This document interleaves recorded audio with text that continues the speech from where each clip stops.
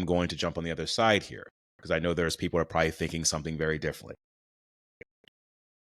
We're responsible for the things that are happening in our lives. Manifestations are constantly occurring because we have unconscious thoughts and beliefs that basically could be social conditioning that we're operating from and we don't even know it.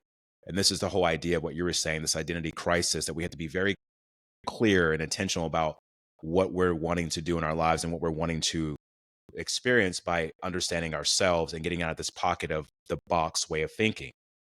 When you just said earlier, let's just say someone comes over and they want to take advantage of your business, Yeah, right? And you know that something is happening and you do not like it. yeah, And you confront this person because you know that they don't mean well. Now, for some people that would mean like, yeah, you put them in their place, you tell them that's. So is it still okay to do that? But if we do that, is that still putting out that energy of being taken advantage of? great question. I'm so glad you asked that, Adrian, because what's funny is that we've dressed up love and compassion and empathy in all these flowery rabbits and butterflies and lollipops and rainbows and stuff. Love is fierce. Like love is fierce. For me, the Fierce. the absolute, get this, the absolute embodiment and representation of love for me was Christ. It's Jesus. He was a rebel. He Yeah, he was was. a rebel. He rocked social norms. He was up in people's face. So what I would say is this.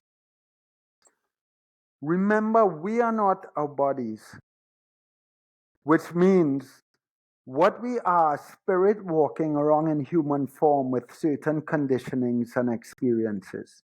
Every individual, they're just a bag of conditioning, a bag of experiences. So I'm not saying that when we come into conflict or we're being taken advantage of, that we don't stand up for ourselves. Absolutely, we have to. We must stand up for ourselves. We avoid violence at all costs. And rather than seeing someone in conflict as being on a separate team, we acknowledge that we are not separate. We are not separate, but we are now part of one another's curriculum. And if I am part of your curriculum, Adrian, that means I am in your life to facilitate your growth and transformation as well, which means that I have to be willing not to be liked. I have to be ready not to be liked. And I have to be ready to stand up in your face and tell you as it is. When I talk about love, I make a point to say that love sometimes is being willing to lose someone, being ready to lose somebody, to love them so much that you have to stand up and tell them, show them their darkness, and be ready to lose them because they're probably not going to like what you have to show them. That is love. Love is not telling someone what they want to hear or being nice and all cuddly and all of the time. Love is fierce and love is courageous. And I think it's really important that Mm. we note that. But at the same time, remember, it's not personal.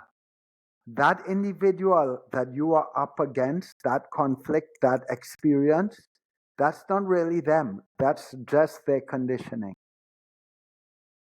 Mm.